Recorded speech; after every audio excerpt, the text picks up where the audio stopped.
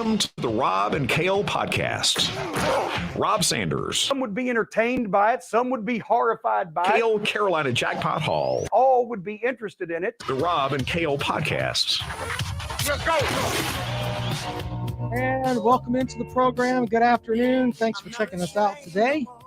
Wherever you're finding us, whether it's over on YouTube at the Carolina Jackpot channel, on Facebook, on the Rob and Kale Show page, or on Twitter at Rob Sounds Good. Look, what you should be doing is subscribing to the Carolina Jackpot channel. Make sure that you do that, because in the comments section, when you comment, we all want you in one spot. All right, so you Facebook folks, go over there, subscribe to the Jackpot channel, the Carolina Jackpot channel, because when you comment on Facebook, the YouTubers can't see it. The YouTubers can't see if you're commenting from Twitter. So it's best just to all be on the YouTube channel. There you go. As we roll along today, we've got stuff set up for you here, including the list of topics today. I've got a couple of things here. The ACC football preseason poll was announced. We'll see if what we put out last week matches what the rest of the media put out. But first, I got to tell you something that I found out today. And maybe this is something that I just didn't know. But the idea that Notre Dame is not going to join a conference is horse piss. Yes, that's the best term that I can use there. Why, you might ask? Because of the whole media rights thing. And I know that we've been talking about this stuff and it's kind of out there, but Notre Dame's media rights money they have with NBC is $15 million a year. And it's set to expire in 2025. Now, once that expires, then you're going to have UCLA and Southern Cal in the Big Ten doing their thing. And once that happens, the Big Ten's going to be giving out between $80 and $85 million a year. So if I'm Notre Dame and I can get, actually it's between $80 to $100 million, according to Dennis Dodd from CBS Sports. So Notre Dame may have this whole thing where we love being an independent.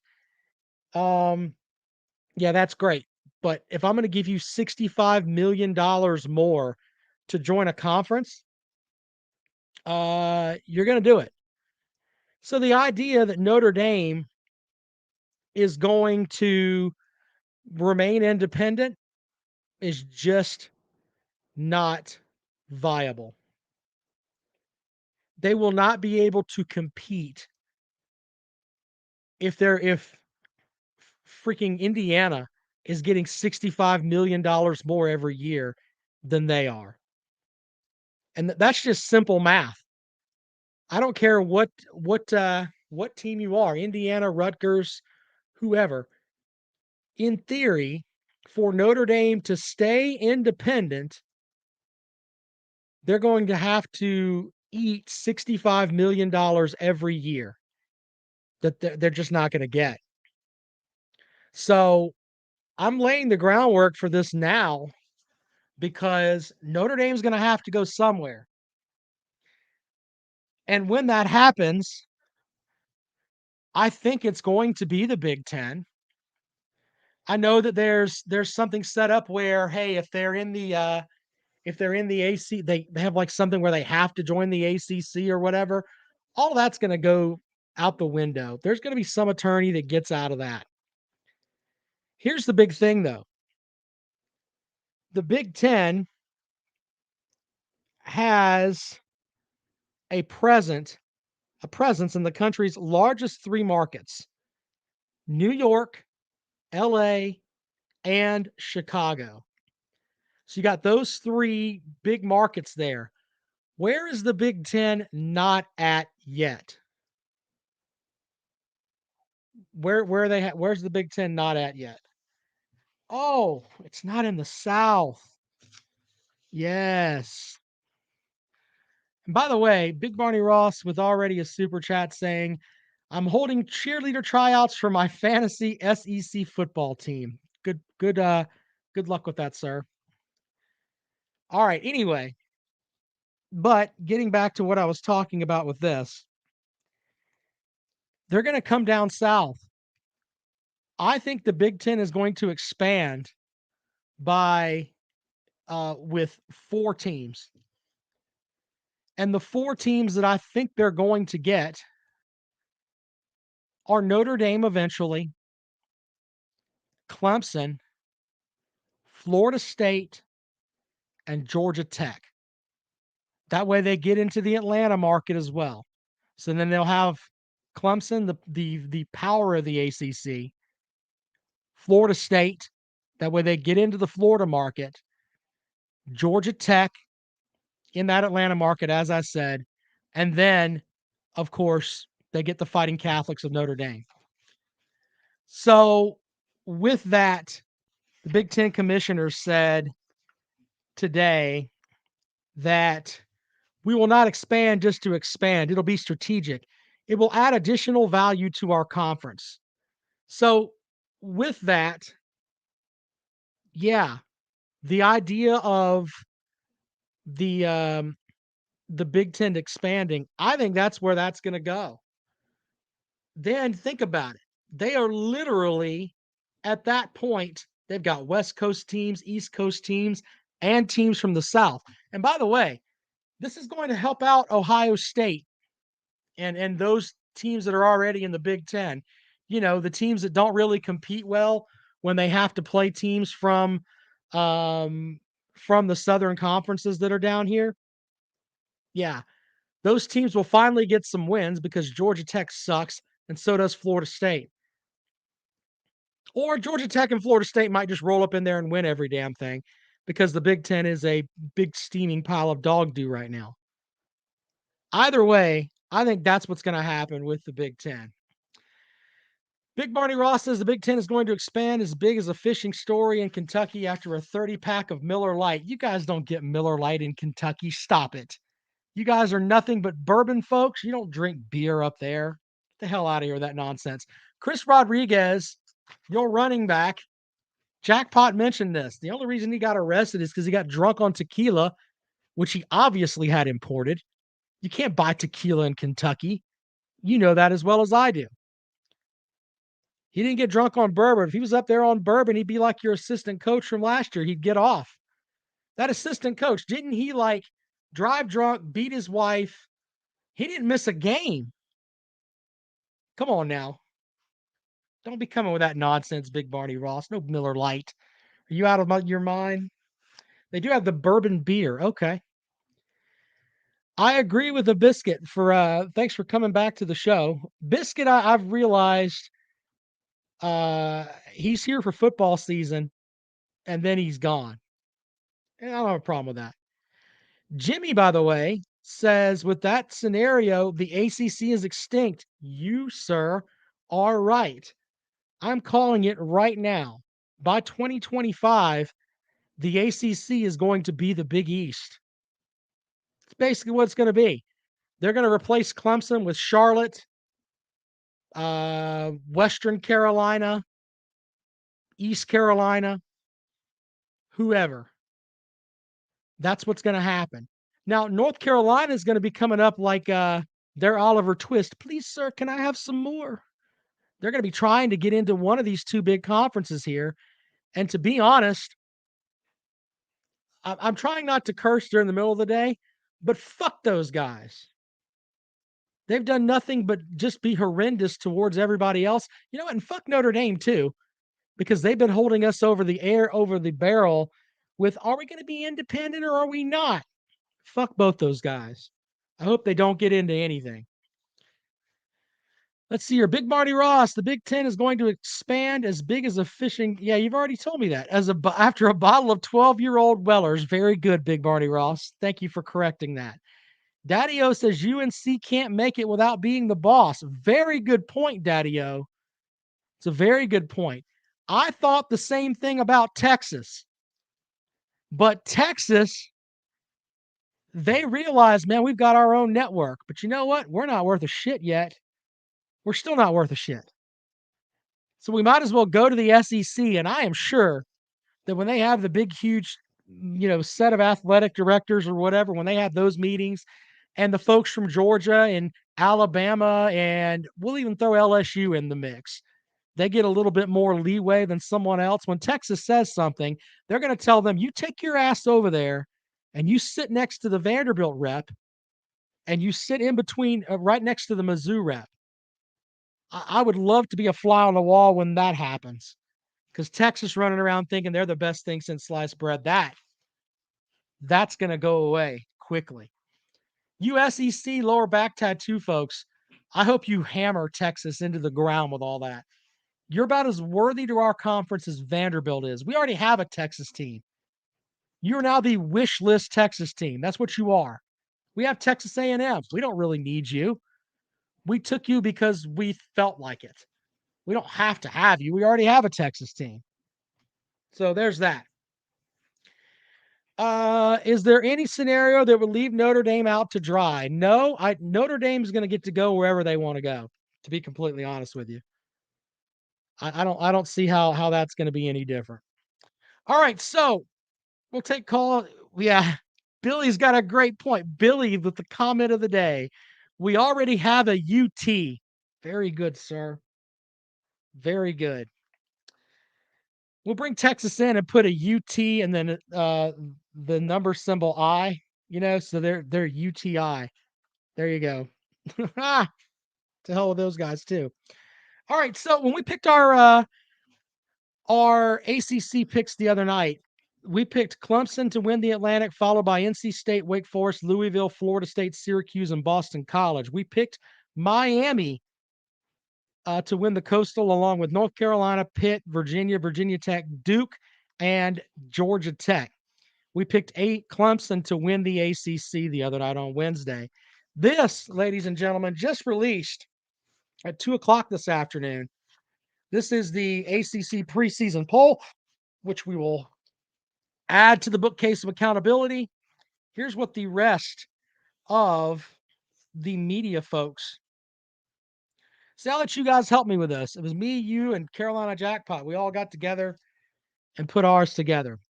Overall champion, Clemson led the way with the most first place votes, followed by NC State, Miami, Wake Forest got 4 first place votes, along Pitt got 3, Virginia got 3, Florida State got 2, North Carolina got 2, and Boston College got 1. Now, to win the Atlantic, Clemson was picked to win the Atlantic, followed by NC State, Wake Forest, Louisville, Florida State, Boston College, and Syracuse. I think that is close to matching what we had. Yes, except we had Boston College finishing last.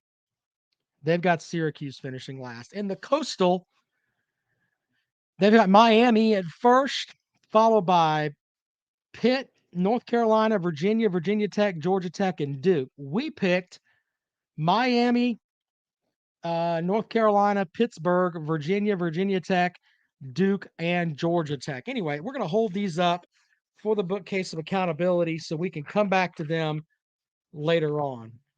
All right, Big Barney Ross says, not sure people started, wait a minute, I got to read this. Thank you for the super chat, Big Barney Ross. Not sure if people stopped saying YOLO or if everyone who said it died or went to play football at Mizzou. You know what I respect about Big Barney Ross? He doesn't come into this program throwing rocks at Georgia. He doesn't come in throwing rocks at Alabama. No, no, no. He comes in and he picks at Mizzou. I like that. He'll throw rocks at Mizzou. He'll throw some rocks at Tennessee, even though they had issues with Tennessee. Tennessee's been a shithole here lately, so I mean, I'd throw rocks at them too.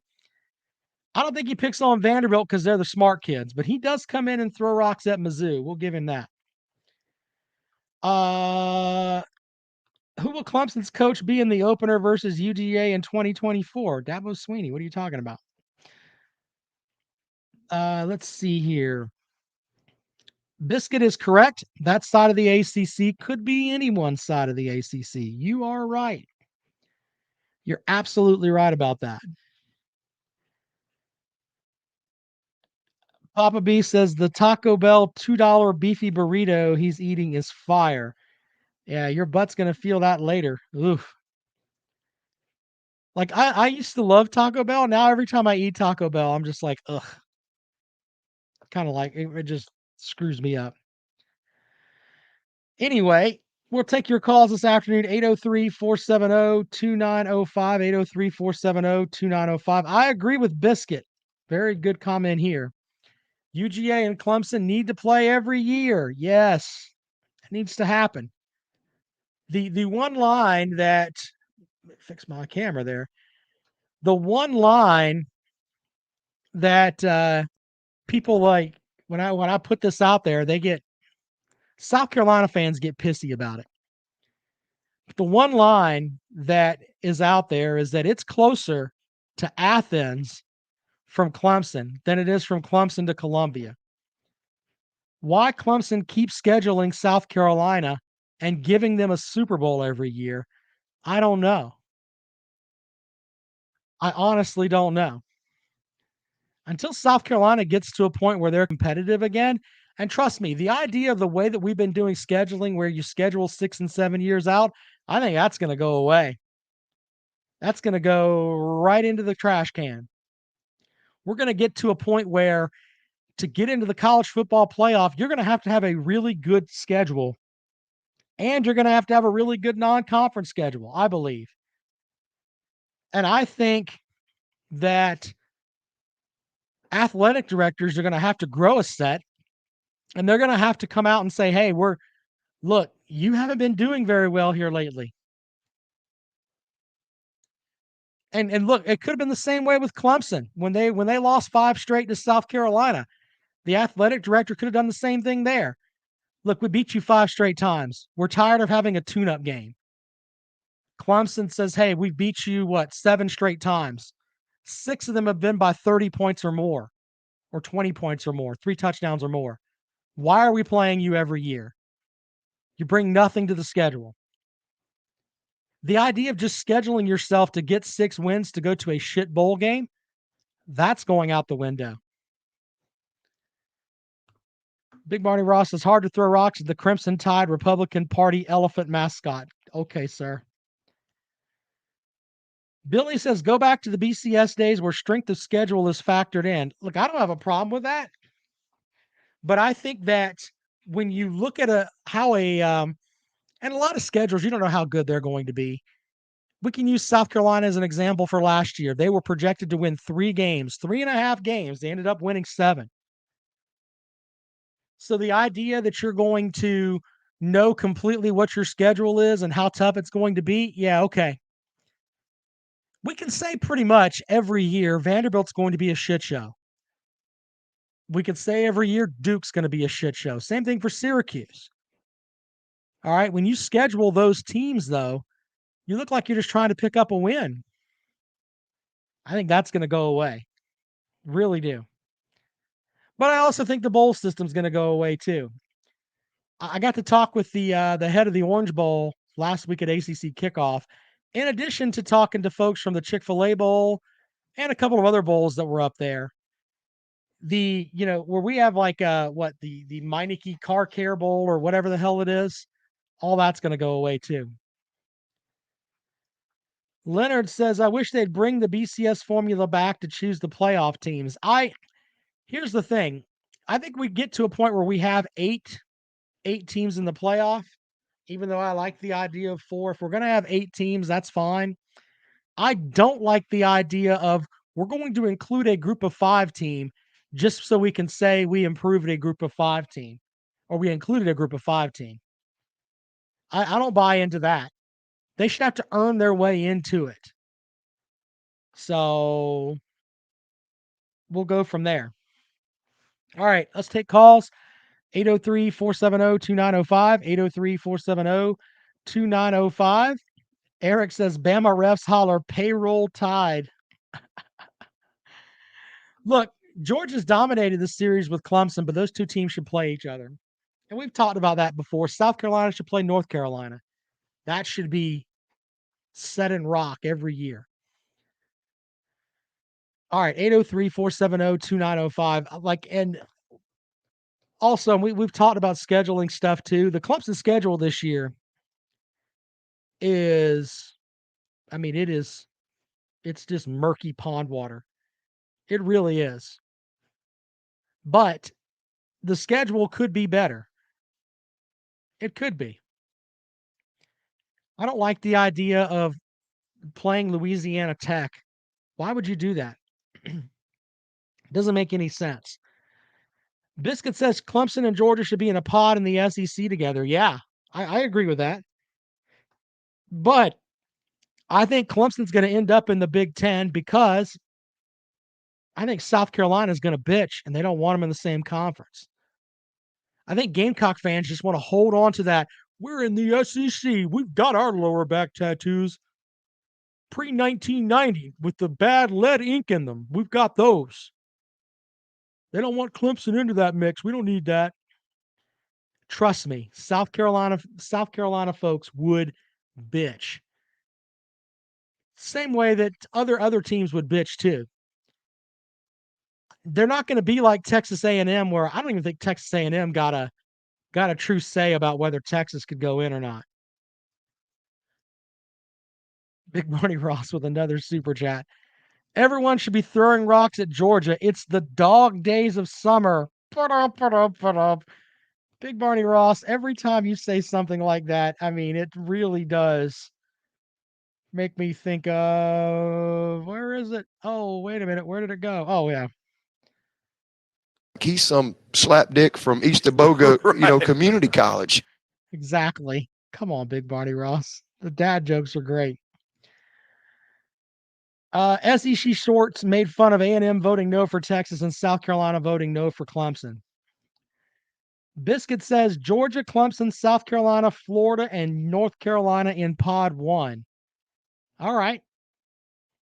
I guess you'd have another pod with Alabama, Auburn, LSU, and the two Mississippi teams? Leonard, and I'm going to tell Carolina Jackpot you said this, by the way. Carolina Crackpot has a lower back tattoo of Beamer peeking over the waistline of his 44s. Damn you. Jackpot watches this show. You think he's not going to come back and bite you on Wednesday night? Better stand by with that. Biscuit says Dabo got that from Last Chance U. He also said this too. Where was it? He's got milk-bone underwear on, and they're chomping at him everywhere he goes. What a mess. No, I don't think. Billy says, do you think 112 and 160 all time versus the SEC would cause Clemson to go to the Big Ten? No. I think that Clemson has to make a decision on where they want to go. And I think that there may be enough pushback from South Carolina. They don't want them in there. I think that Clemson was probably going to end up in the Big Ten and then go from there. But I think the ACC is going to be dead in 2025. Eric says, fuck the pod, just put Oklahoma in the Shorthorns and Mizzou in the West. Move the Barn and the Gumps to the East. Okay, I can see that. Mike Leach said, logistically, Auburn and Alabama matches with the East. Yeah. Okay. I like Coach Leach. He's pretty funny. I agree with Billy about Clemson being a good fit in the SEC. I stand by what I said last week. If they go right now, they're a top 4 team in the conference. Top 4 right now in football. It might be better for them in basketball as far as men's hoops. Our women's hoops team would get just destroyed. They're pretty terrible anyway. Daddy-O says Big Ten benefits more from Clemson than the SEC as far as TV market money. Yeah, I agree on that. And I think that the Big Ten, they could literally put that out on a plate. We've got teams on the West Coast. We've got teams in the East Coast, teams in the Midwest, and now we've got teams in the South. Big Barney Ross with another super chat says the ACC is dead in 2020. Damn it. Stop it. Stop it. Jay says the SEC has enough damn cats. Yeah, I agree on that. By the way, someone sent me, I can't remember who it was. I wish I could give them credit for it.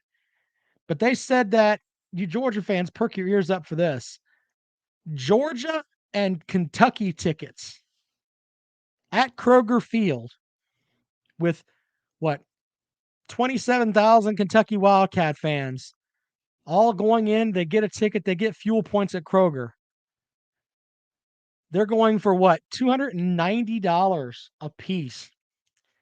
What do you guys, what's the term?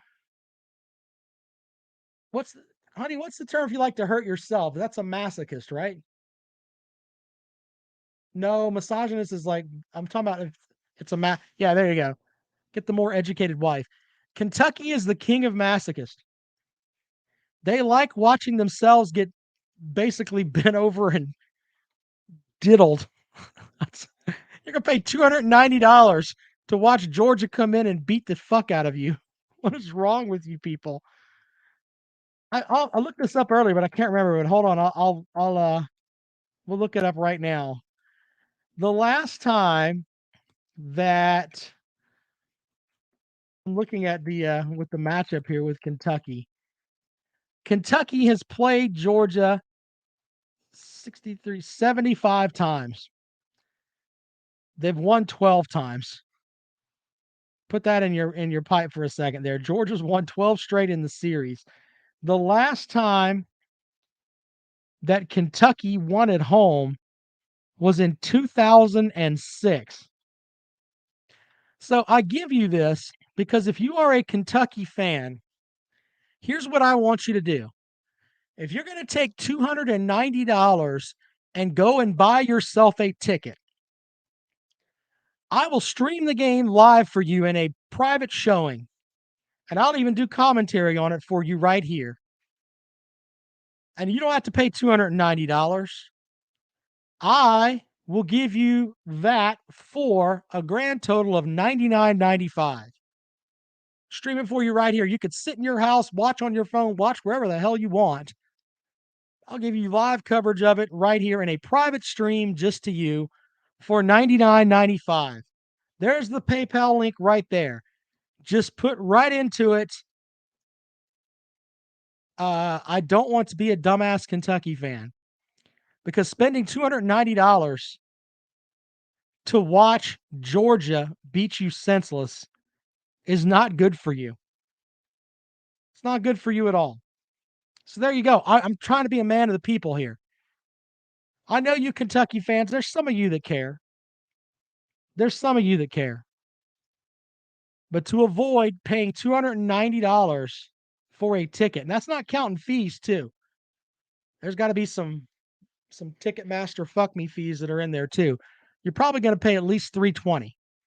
But we'll say $290. $290 for a ticket. So, I mean, I'm saving you like right at $200. Why not? Jay has a comment that I will not read because Jay is a eunuch. The dog says Georgia's been reading for a long time. Good point, sir. Eric says Kentucky ain't done shit since he was born in 1977. Well, yeah, I guess so. The Biscuit says since Neyland removed seats for the large TV screen, is it still the largest Golden Corral in the world? That's almost as good as Jackpot telling some Tennessee fan last week, I'll knock the yellow off of your tooth. Big Barney Ross says, I'm bringing one of my Kenworths to the game for the fuel points. Joke's on them. Big Barney Ross, you're not spending $290 for a ticket. Get out of here. That's not happening. All right, so tomorrow on the program, we're going to go back to our question series. Questions about each team, because I can find stuff that's wrong about every team. Tomorrow, ladies and gentlemen, we will focus on either the Georgia Bulldogs or Tennessee. leave in the comments section who you think that who you'd like me to talk about tomorrow as far as questions that I have for either Georgia or Tennessee, because I've already written them for both. But questions for either one, we can do that tomorrow. Let me know over there in the comment section. You want to do Tennessee or Georgia tomorrow? All right. If you want to support the show, there's the number right there. The PayPal link, Cash App, all that's right there. And of course, you can also hit the like button. Tell folks about the show that way. Kirby says, save the best for last. Big Barney Ross says, my food and drink bill is more than $2.90 at the game. I'm not buying that, Big Barney Ross. Y'all don't have any concessions up there at Kentucky. When you walk in, they just have like a cooler. It's like a cooler with a hole in it where you can get a Kroger bottle of water. Y'all don't have anything up there that's worth a shit. Everything goes to the basketball program. Any money that doesn't go to the basketball bag, man, you guys are pissed. So that's factual. You know that as well as I do.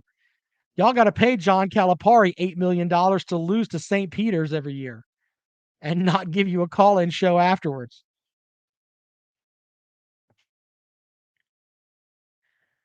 Leonard says, going to be a lot of Blue Blood life savings going towards those tickets. Countless trailer remodels will be put on hold. Damn it. Harry Lake says, they got stick sausages at Kroger Stadium. No, they don't. You think that's sausage. It's probably not. Probably not. In fact, I bet This is a giant cock. that's pretty much what it boils down to. Daddy-O says it's like a flea market concession cooler with Sam's Cola. Why are we ripping Kentucky today? I do mean that, though. I'll stream the Kentucky game. Billy's right. What school has Calipari left that wasn't on probation or sanctioned? Yeah. Yeah. That's absolute fact there. You want to do the Vols tomorrow? All right, we'll do the Vols tomorrow. Questions about Tennessee. And I'm not going to troll you about the fact that you are. Yes, we still have it here. The most violated program in the SEC. You hold that.